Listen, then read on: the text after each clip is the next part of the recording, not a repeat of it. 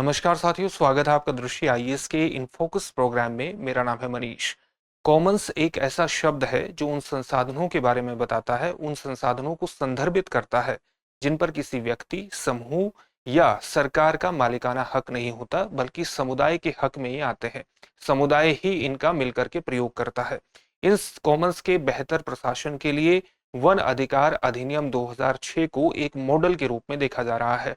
Commons क्या होते हैं और वन अधिकार अधिनियम 2006 इनके बेहतर प्रशासन के लिए एक मॉडल किस तरह से हो सकता है, आज इन फोकस के प्रोग्राम में समझने की कोशिश करेंगे।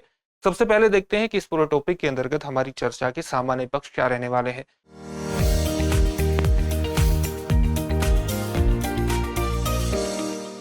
सबसे पहले उस खबर को जानना है जिसके कारण ये पूरा टॉपिक चर्चा में है। इसके बाद देखेंगे कि कॉमन्स का मतलब क्या होता है और इनका शासन से संबंधित मुद्दा क्यों लगातार चर्चा में आ गया, इनके शासन से संबंधित कौन से मुद्दे लगातार महत्वपूर्ण है। सामुदायिक नेतृत्व की आवश्यकता इनके बेहतर प्रशासन के लिए क्यों जरूरी है, इस मुद्दे को समझने के बाद देखेंगे कि वन अधिकार अधिनियम 2006 इनके लिए एक बेहतर प्रशासन का मॉडल क्यों हो सकता है और साथ ही कॉमन्स का महत्व क्या है। कॉमन्स के महत्व के बाद जानने के बाद आपके लिए एक प्रश्न होगा जिसका उत्तर आपको कमेंट बॉक्स में कमेंट करके देना होगा। ये जो पूरा विषय है यूपीएससी की मुख्य परीक्षा के सामान्य अध्ययन प्रश्न पत्र 2 से जुड़ता है, उसके भारतीय राज्य व्यवस्था जैसे खंडों से जोड़ करके आप इसे देख सकते हैं। हम आगे बढ़े उससे पहले आप हमारे चैनल को सब्सक्राइब जरूर करिए और बेल आइकन दबाइए ताकि हमारे सभी प्रोग्राम का नोटिफिकेशन आपको मिल सके, इन प्रोग्राम से आप जुड़ सके, इनका लाभ उठा सके। साथ ही इन सभी प्रोग्राम की पीडीएफ फाइल आपको इन फोकस दृष्टि आईएएस के टेलीग्राम चैनल पर उपलब्ध कराई जा रही है। डिस्क्रिप्शन में दिए गए लिंक पर जाकर के आप पीडीएफ फाइल डाउनलोड कर सकते हैं।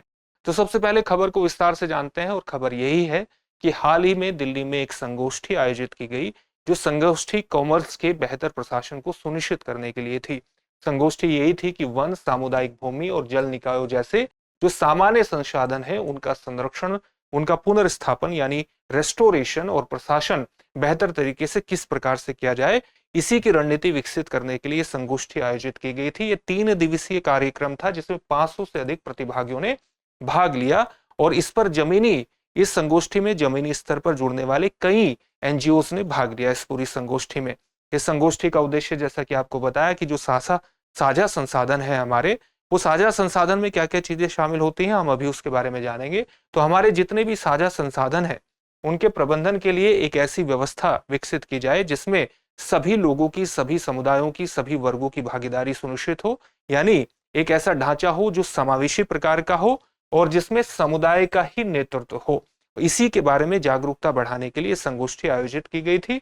चर्चा का केंद्र वही था, वन, झील, नदी, सामुदायिक भूमि जैसे सार्वजनिक संसाधनों के प्रबंधन के लिए बेहतर प्रशासन रणनीति विकसित करना, ताकि हाल फिलहाल की चुनौतियों से निपटा जा सके, बेहतर तरीके से निपटा जा सके। इन सब कारण से ही ये पूरा टॉपिक चर्चा में है। सबसे पहले हम कॉमन्स के बारे में जानते हैं कि कॉमन्स होते क्या है। जैसा कि आपको इंट्रोडक्शन में ही बताया गया कि कॉमन्स एक ऐसा शब्द है जो उस चीज को रिफ्लेक्ट करता है जिस पर किसी व्यक्ति का, किसी समूह का या किसी सरकार का स्वामित्व नहीं होता, उनके मालिकाना हक में ही नहीं होते, बल्कि ये पूरे समुदाय के होते हैं। कौन कौन सी चीजें इसमें शामिल होते हैं, जैसे ग्रामीण क्षेत्र में स्थित चारागाह भूमि इसमें शामिल होती है, इसी प्रकार से स्थानीय तालाब इसमें शामिल होते हैं, जंगल इसमें शामिल होते हैं, नदियां इसमें शामिल होती हैं, शहरी क्षेत्रों में स्थित पार्क और झीलें इसके अंतर्गत शामिल होती हैं। साथ ही जब हम कॉमन शब्द का प्रयोग करते हैं, कॉमन्स शब्द का प्रयोग करते हैं, तो इसमें कई अमूर्त चीजों को भी शामिल किया जाता है। जैसे आपकी भाषा को इसमें शामिल किया जाता है, आपका पारंपरिक ज्ञान भी इसमें आ जाएगा, आपके सामान्य जो स्थानीय रीति रिवाज हैं, आपकी लोक कला, नृत्य भी इसके अंतर्गत शामिल आ जाएगा। कुछ वैश्विक कॉमन्स भी होते हैं। वैश्विक कॉमन्स में कौन कौन सी चीजें शामिल होती हैं, जिस पर किसी देश का नियंत्रण नहीं होता, बल्कि पूरे विश्व का, उन पर आप कह सकते हैं कि पूरा विश्व किसी न किसी रूप में उनका प्रयोग करता है। कौन कौन से कॉमन्स हमें, जैसे आर्कटिक, अंटार्कटिका या चंद्रमा जैसे खगोलीय पिंड या बाह्य अंतरिक्ष, ये वैश्विक कॉमन्स में आते हैं। इसी प्रकार से डिजिटल कॉमन्स की भी आज आप बात कर सकते हैं, क्योंकि डिजिटल युग है तो इसमें इंटरनेट एक डिजिटल कॉमन्स है। इसी प्रकार से ओपन सोर्स सॉफ्टवेयर को भी आप एक डिजिटल कॉमन्स की श्रेणी में रख सकते हैं। लेकिन यहाँ पर जिस कॉमन्स की बात हम कर रहे हैं वो सामान्यतः ग्रामीण क्षेत्रों के प्रशासन से जुड़ी हुई है। ग्रामीण क्षेत्रों के कॉमन्स का ही प्रशासन का विषय, कॉमन्स के प्रशासन का विषय क्यों महत्वपूर्ण हो जाता है, क्योंकि अगर हम शहरी क्षेत्रों की बात करते हैं तो नगर पालिका व्यवस्था जो है वो शहरी कॉमन्स का बेहतर प्रबंधन की व्यवस्थाएं कहीं ना कहीं कर लेते हैं। इसी प्रकार से जो वैश्विक कॉमन्स हैं उनके भी प्रशासन के लिए हमने कई प्रकार की अंतर्राष्ट्रीय संधियां अपनाई हुई हैं, जैसे हम अंटार्कटिक संधि की बात करते हैं। इसी प्रकार से पृथ्वी ग्रह को बेहतर बनाने के लिए पेरिस जलवायु परिवर्तन सम्मेलन की हम बात कर सकते हैं। तो उनके प्रशासन के लिए, बेहतर प्रशासन के लिए हमने किसी न किसी प्रकार का ढांचा विकसित किया है। लेकिन इस प्रकार के बेहतर ढांचे की उपस्थिति आप ग्रामीण क्षेत्र में नहीं देखेंगे, और इसलिए ग्रामीण क्षेत्र में स्थित जो कॉमन्स हैं, जो ऐसे स्थान है जो सामुदायिक स्वामित्व रखते हैं, समुदाय मिलकर के उनका प्रयोग करता है, उनके नुकसान, उनके डिग्रेडेशन का बहुत बड़ा खतरा रहता है। इसलिए उनके प्रशासन को बेहतर करके हम तरह तरह की समस्याओं का समाधान कर सकते हैं। और इन्हीं से संबंधित ज्यादातर चुनौतियां रहती हैं, इनके अतिदोहन से संबंधित, क्योंकि इन पर किसी का स्वामित्व नहीं होता, इसलिए अधिक से अधिक लोग इनका ज्यादा से ज्यादा प्रयोग करना चाहते हैं, और इसलिए इनके बेहतर प्रशासन की आवश्यकता भी अनुभव की जाती है। जलवायु परिवर्तन के खतरे का सामना भी इस तरह के कॉमन्स कर रहे हैं, और इसीलिए इनके टिकाऊ उपयोग को सुनिश्चित करने के लिए, इनके रखरखाव को सुनिश्चित करने के लिए इस तरह की संगोष्ठी आयोजित की गई है, ताकि एक बेहतर प्रशासनिक व्यवस्था ग्रामीण क्षेत्र में स्थित कॉमन्स की स्थापित की जा सके, क्योंकि इनका महत्व बहुत ज्यादा है। महत्व किस संदर्भ में है? इनका बहुत ज्यादा पारिस्थितिकीय महत्व है, और ये ऐसी इस प्रकार की सार्वजनिक संपत्तियां हैं जो सामुदायिक लाभ प्रदान करती हैं। इनके लाभ के बारे में भी हम विस्तार से जानने का प्रयास करेंगे। तो कॉमन्स और उसके शासन की बेहतर जरूरत को सुनिश्चित करने के लिए, उसके बारे में जागरूकता फैलाने के लिए ही संगोष्ठी आयोजित की गई थी। इस तरह के कॉमन्स का बेहतर प्रशासन सुनिश्चित करने के लिए कई प्रकार की व्यवस्थाएं हैं। जैसे 1960 के दशक में एक शब्द एक पारिस्थितिकी इकोनॉमिस्ट गैरेट हार्डिन द्वारा प्रचलित किया गया, जिसका नाम था ट्रेजेडी ऑफ कॉमन्स, यानी कॉमन्स की त्रासदी। उन्होंने ये कहा था कि कॉमन्स की सबसे बड़ी त्रासदी ये है कि इन पर सामुदायिक लाभ प्राप्त करने के लिए अधिक से अधिक लोग इनका ज्यादा से ज्यादा इस्तेमाल करना चाहते हैं, और इसलिए इनका डिग्रेडेशन, इनको लगातार नुकसान होता चला जाता है। और इसी के लिए उन्होंने ट्रेजेडी ऑफ कॉमन्स शब्द गढ़ा गैरेट हार्डिन ने। और अगर इस समस्या का समाधान करना है तो गैरेट हार्डिन ने कहा कि इसके लिए जरूरी है कि या तो सरकार हस्तक्षेप करे या बाजार की शक्तियों के माध्यम से इनका प्रबंधन सुनिश्चित किया जाना चाहिए।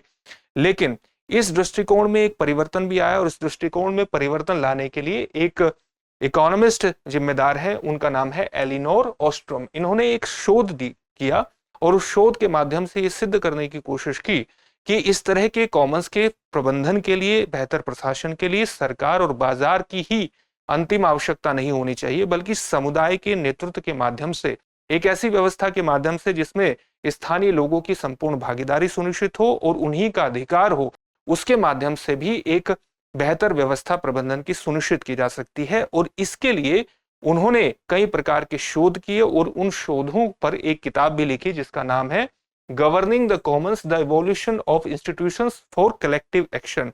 इसमें इन्होंने बताया कि किस प्रकार से स्थानीय समुदाय साझा संसाधनों का सफलतापूर्वक प्रबंधन कर सकते हैं, और इसमें कई तरह के वैश्विक स्तर पर उदाहरण भी प्रस्तुत किए गए।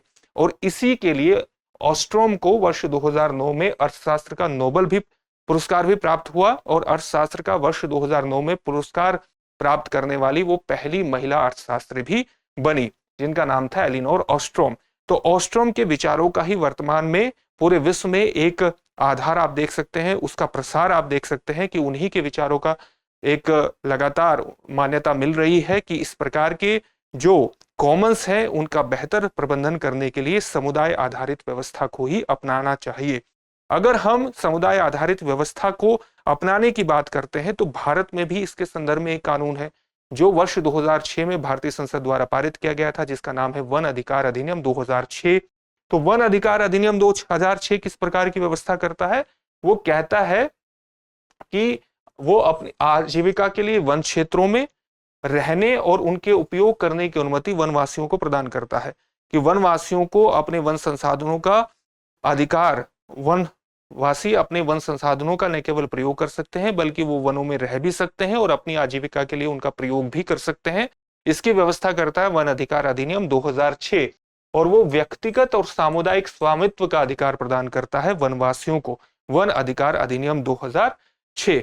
वन अधिकार अधिनियम 2006 से पहले की व्यवस्था वनों के अंतर्गत किस प्रकार थी? वन विभाग अकेले ही वन क्षेत्रों का प्रबंधन करता था, लेकिन जब वन क्षेत्रों का प्रबंधन वन विभाग करता था उस समय भी वन प्रबंधन समितियां, संयुक्त वन प्रबंधन समितियों में गांव के प्रतिनिधित्व, स्थानीय गांव का प्रतिनिधित्व हुआ करता था और इनके प्रतिनिधित्व के माध्यम से, इनके रिप्रेजेंटेशन के माध्यम से संरक्षण प्रयासों में स्थानीय योगदान को स्वीकार करना शुरू कर दिया गया था। लेकिन वर्ष 2006 में फिर फॉरेस्ट राइट्स एक्ट यानी वन अधिकार अधिनियम 2006 आया और इसके माध्यम से उनके पूरे वन क्षेत्रों पर वनवासियों के स्वामित्व के अधिकार को मान लिया गया, कहीं कहीं उनके व्यक्तिगत अधिकारों को मान लिया गया और इस प्रकार बेहतर वन प्रबंधन की दिशा में आगे बढ़ा गया।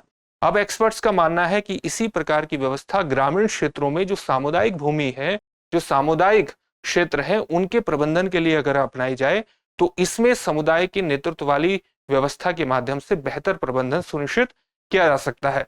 वन अधिकार अधिनियम का महत्व भी यही था कि वनवासियों की अपनी भूमि पर अधिकारों को कानूनी रूप से मान्यता प्रदान की गई और अपने आप में ये एक बहुत ही महत्वपूर्ण मोड़ था वन संसाधनों के प्रबंधन के अंतर्गत।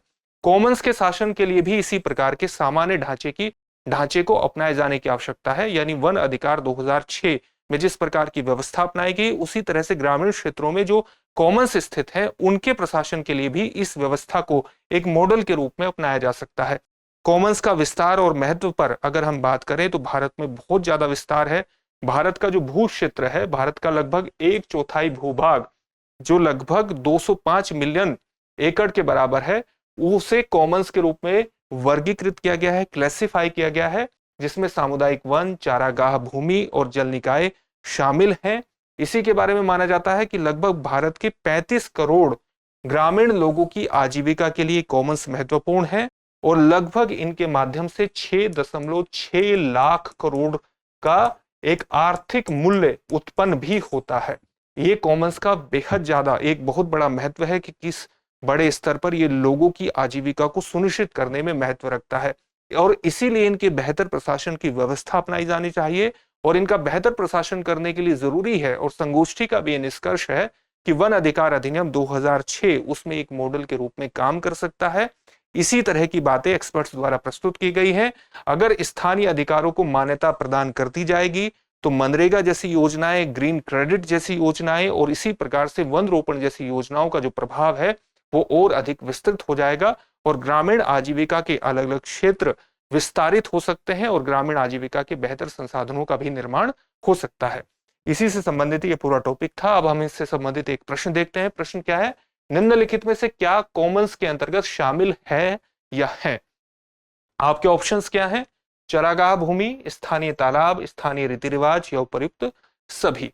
इस प्रश्न का उत्तर आप हमें कमेंट बॉक्स में कमेंट करके जरूर दीजिए। फिर से एक नए सेशन में आपसे मुलाकात होगी। धन्यवाद। डियर व्यूअर्स, अपने एग्जाम की तैयारी को और बेहतर करने के लिए हमारे चैनल को लाइक, शेयर और सब्सक्राइब करना न भूलें।